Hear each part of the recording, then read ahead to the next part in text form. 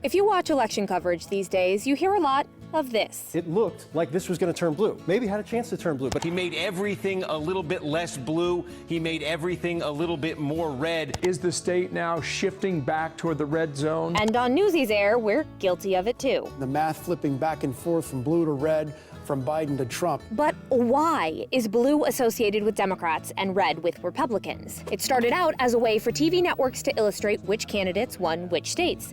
But initially, blue used to be more aligned with Republicans. That's because it's what Union soldiers wore, led by Republican President Abraham Lincoln. In the early days of election broadcasts in color, both NBC and CBS used blue for the GOP. Good evening and welcome to NBC News' coverage of the 1980 presidential election. We will be coloring in those on the map now in blue for Reagan. You heard that right, blue for Republican Ronald Reagan.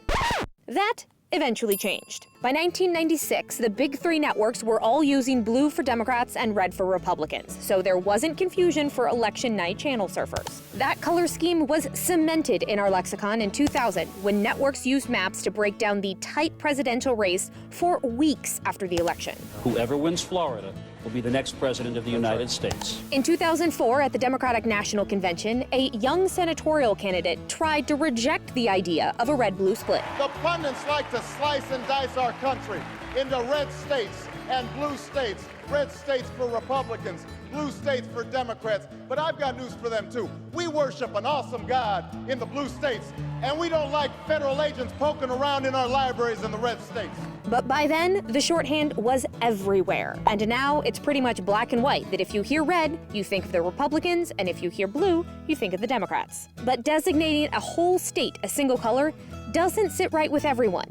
And today, politicians still talk about wanting less of a red-blue divide. I pledge to be a president who seeks not to divide, but unify.